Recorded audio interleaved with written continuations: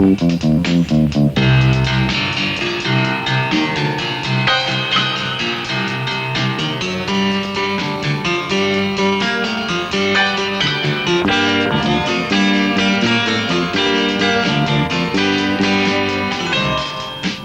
must be 10,000 tons of goods in this park, all on its way from manufacturer to warehouse to wholesaler to retailer, and ultimately, in one form or another, to the consumer.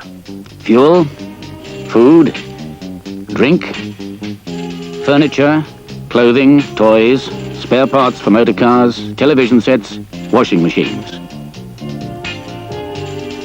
Every day, something like 1 million tons of goods roll over the roads and rails of Britain.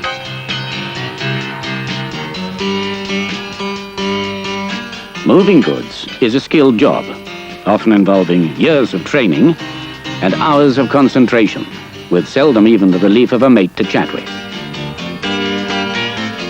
Yet the great proportion of these goods get through, in good condition and for the most part on time. Equally important in the chain of events are the skills and experience needed to handle these goods when they reach their destination. Accidents to people and to goods can and do happen as easily in factories and warehouses as they do on the road.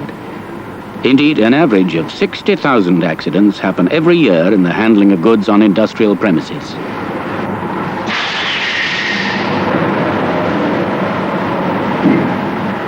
Yet many people believe that driving a forklift truck is easy, that it requires little skill, even less concentration, and virtually no thought for maintenance.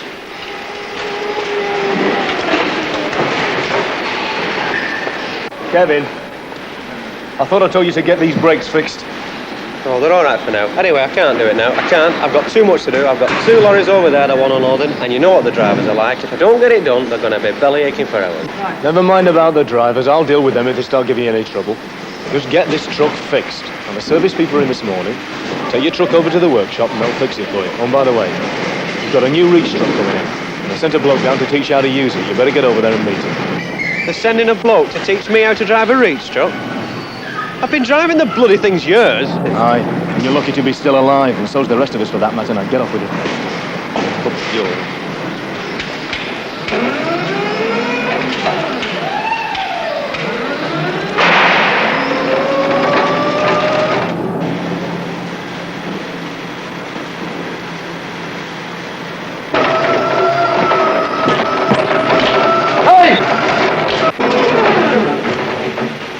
Sorry, mate. You okay? Yes, I am. But it's no thanks to you, is it? Surely common sense would have told you to sound your horn and slow down when you're going through those doors. I take it then that you're here to teach me how to drive reach trucks. Unfortunately, I am. Look, go and park it up and let's go and look at this new truck.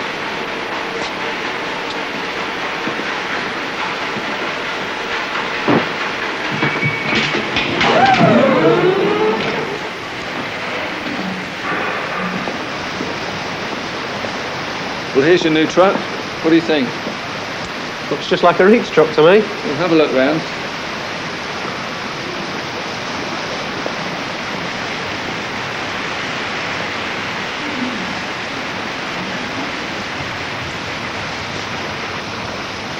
Well, I don't know what you're wasting your time for. It's just like any other reach truck I've ever seen, and I've been driving these bloody things longer than you have, and that's a bet. Well, we'll see. Hop up and see what you think. You might need these, by the way. Thank you.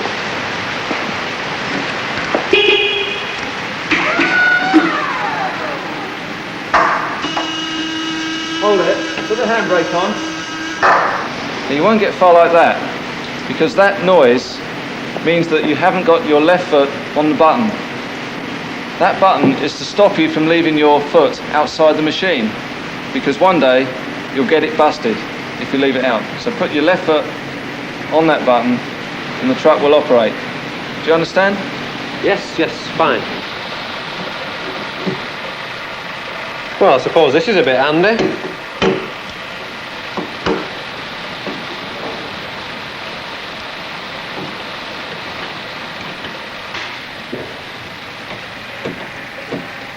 Hey, these controls are all loose.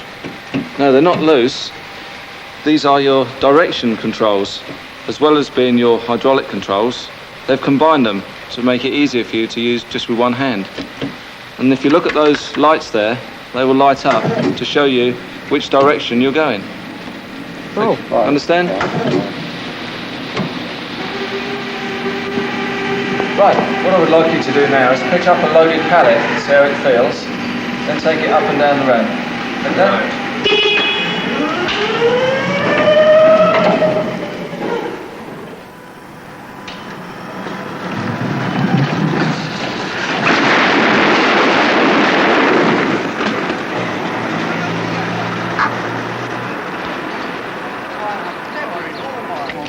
No, that was bloody stupid and unnecessary.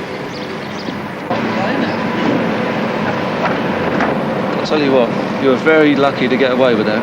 You could have seriously injured someone. There was nothing I could do about it. Well, we'll sort that out later. Let's get this mess cleared up.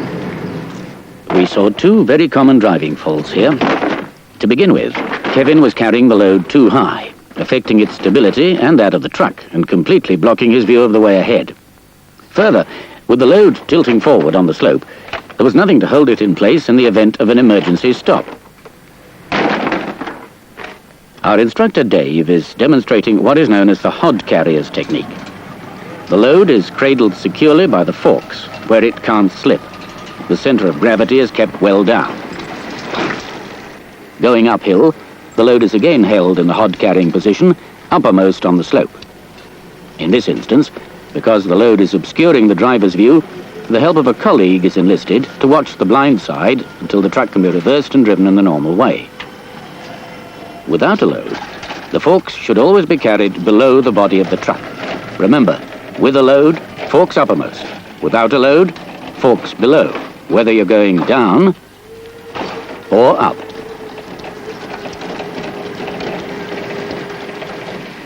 Well, I'll give you that one anyway. Now then, is there anything else you want me to smash up? I've got tons in here. I think we ought to try some lifting and turning, don't you?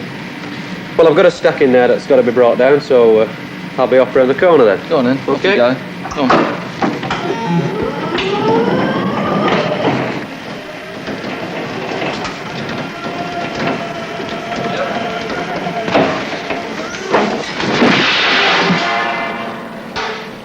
What a fine mess our Kevin has got us into now. I thought you said you'd been driving these for a long time. This is a very common, very simple and very human error, which very commonly leads to disasters such as this. Did you spot the cause? Did you notice that our overconfident Kevin whipped round that tight corner with the reach mechanism fully extended? He just forgot. But before we condemn him out of hand, perhaps we should also ask, who the hell left that thing parked there, right on a blind corner?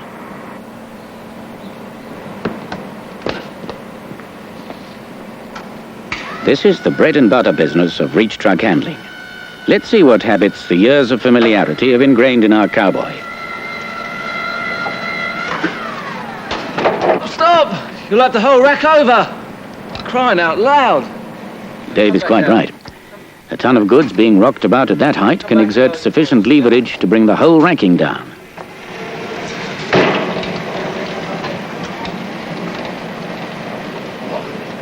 Come here a minute. The secret of safe handling at height lies in a correct approach to the racking.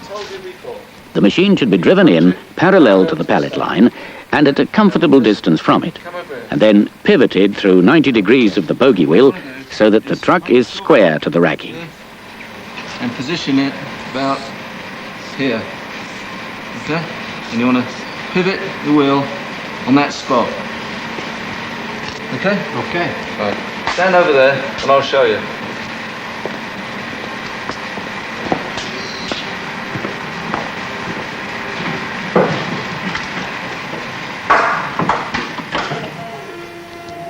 Notice, too, that this maneuver is carried out with the forks lowered.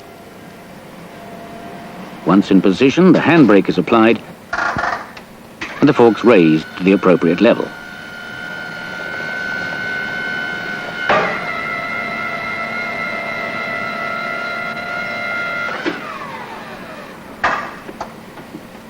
The truck is then driven forward to locate the forks in the pallet. Once more, the handbrake is used to stabilize the truck and prevent it being pushed backward should the forks meet an obstruction. The reach mechanism is used only for the final positioning of the forks. The pallet is eased off the rack and the tilt action used to secure it against the fork backrest. First, the reach mechanism is withdrawn, and then the truck backed off until the pallet is clear of the racking. Once again, the handbrake is applied while the load is brought down to a safe travel height.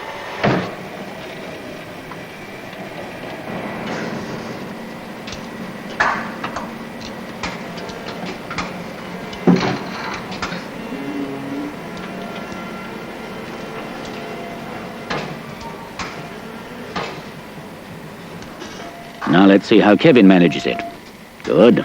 The approach is right, and even the pivot is quite passable. The forks being raised at the right time and at a sensible distance from the racking.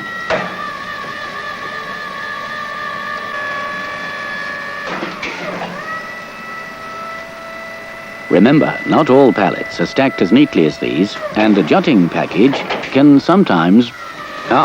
Here's trouble. He's trying to cut corners again.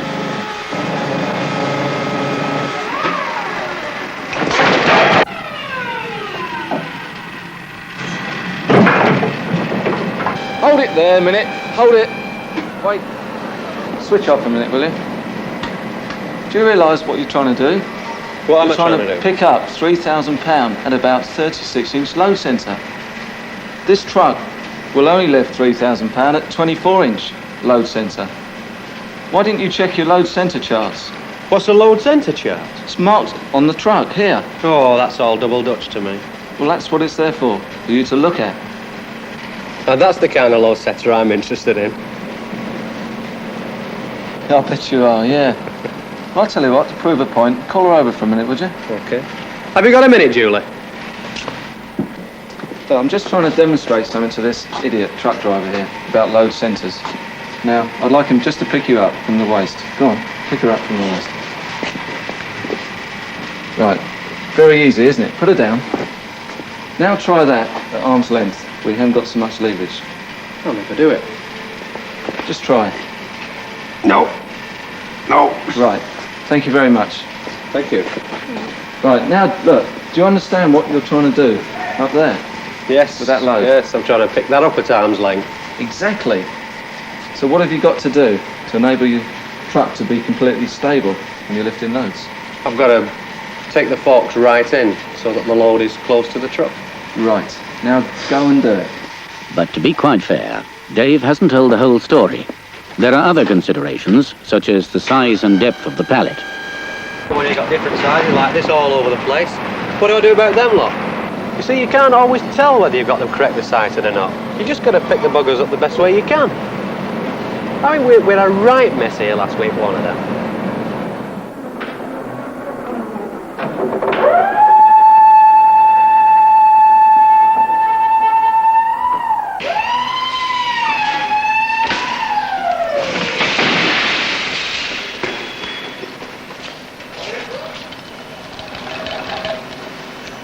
A right mess was a fair description, but there is a simple way to prevent it. Right, this is what you do.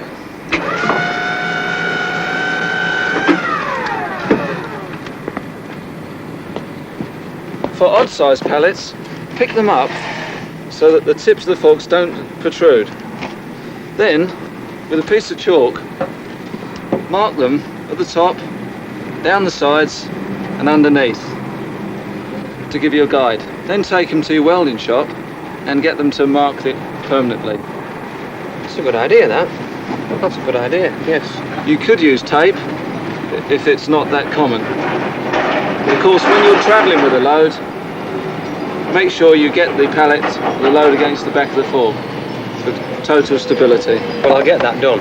I'll get that done today, right now. It's a common practice. But while marking the forks will help to prevent much of the needless damage to goods that takes place every year in factories and warehouses up and down the country, it does nothing to help the operator working at height in varying conditions of light and shadow. Constant care and patience are needed to avoid problems such as this.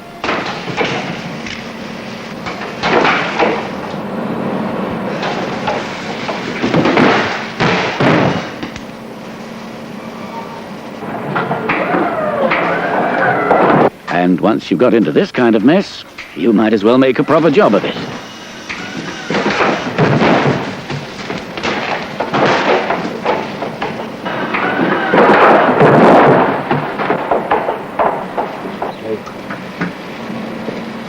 Dear, oh dear.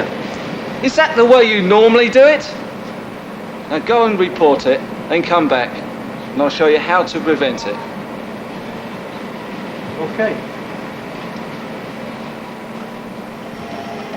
Where you're operating among racks of standard height, there's a very simple way to prevent horrors and embarrassments of this kind. It's as simple as marking the forks. Ah, all right. Well, I am now. Well, I was just about to set this up for you. This is one of the oldest tricks of the trade, and it will save you time and trouble.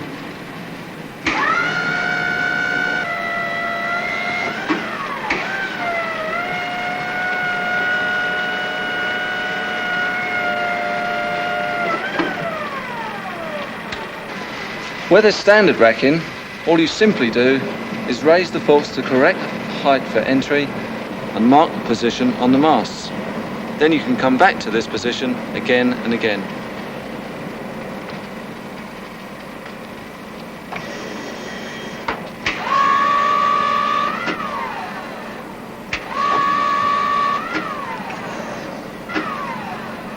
You do that at different levels of your racking, and you can refer to them again and again and again.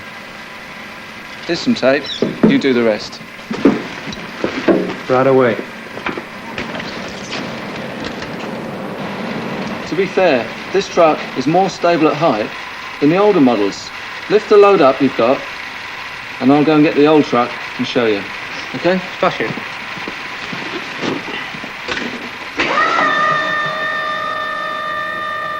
The point that Dave is making is that many modern reach trucks and stackers employ a tilting fork action, as distinct from the old-fashioned tilting mast system of the truck in the background. This means that the load merely pivots vertically on its axis through about 4 inches, whereas the tilting mast moves the entire load through an arc of anything up to 18 inches. This can create an alarming momentum difficult to control. Well, before I go, let's just go over some of the points that we covered today. Now, what was the first error you made at the start this morning? Oh, blasting through the rubber doors. And sending your teeth flying. Right. Yeah, I should have slowed down and blown me on. And there was travelling forks first, which is not how to do it on a reach truck. That's right. Good. There was another thing I noticed was the dangerous habit of keeping your left foot outside the truck.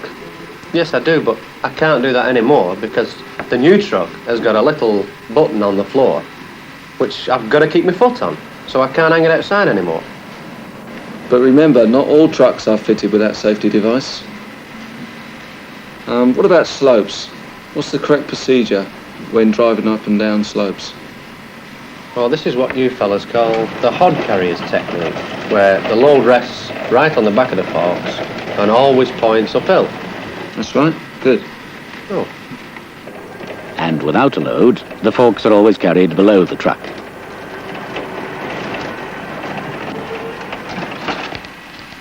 Now, I hate to mention it, but what caused you to topple those drums over down that gangway? I was trying to get around that tight corner with my reach out,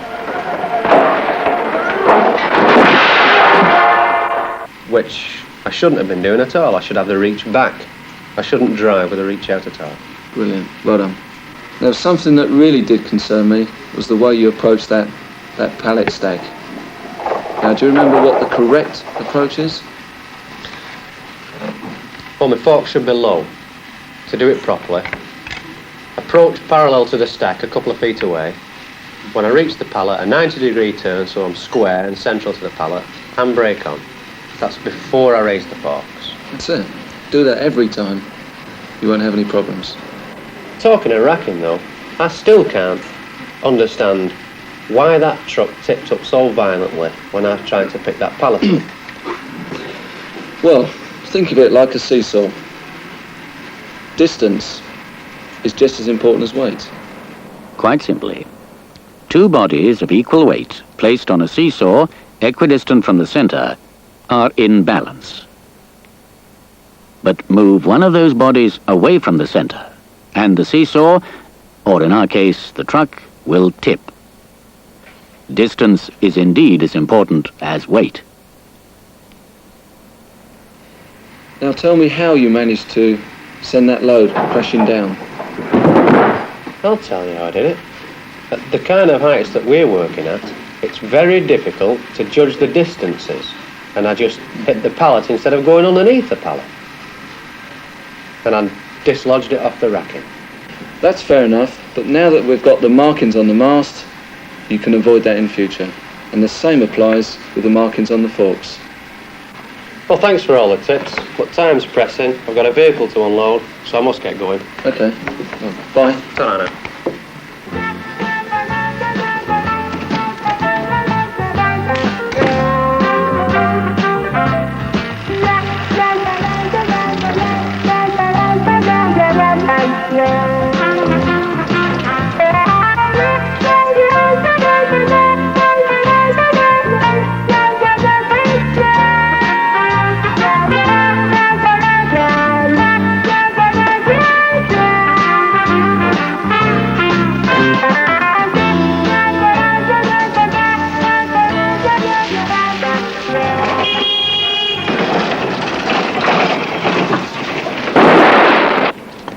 Oh no, not you again. Can't you get anything right?